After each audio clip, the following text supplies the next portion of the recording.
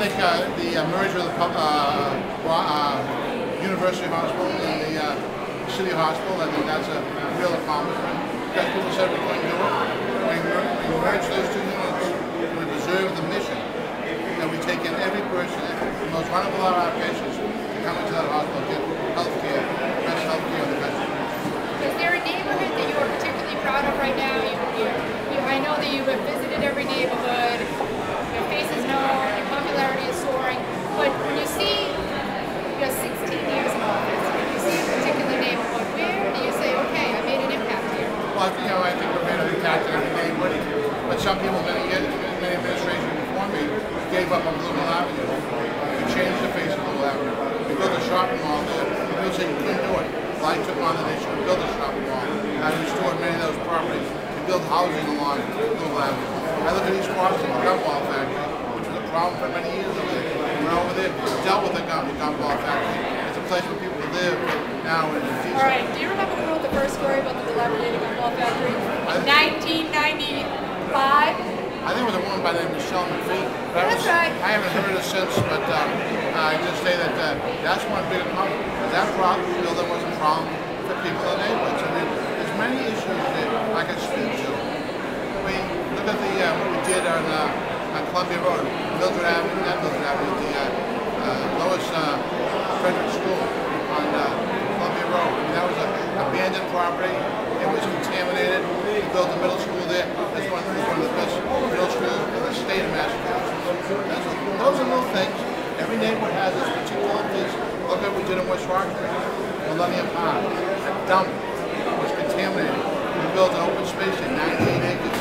People have to go there and enjoy life and play in the ball fields and walk in the walking paths and bring up their canoes to the dock. That's what's so special about that. Governor Deval Patrick has been making very, I think, audible threats about more cuts to local aid, which means more cuts to public safety and to park services. How are you going to grapple with those cuts, especially given that we are seeing violent crime at an increasing rate? I think what we've done was I supported the meals tax and the hotel tax to give us additional funding for the state of Boston. But I did not designate that money for any particular program yet. Because I knew the governor would have to make additional cuts. So we have that reserve. Whatever the governor cuts us, will be not as severe initially as other cities and towns. Other cities and towns needed that money to help support the police, fire, and schools.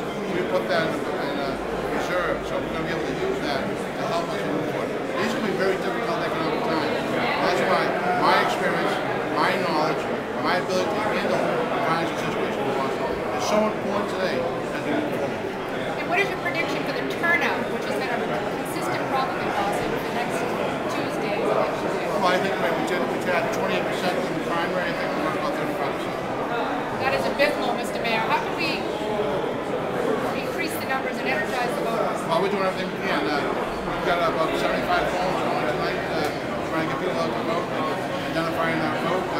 We're on the streets all the time, the events we have, and we advertise on TV. We're doing all those things. Now it's up to the public.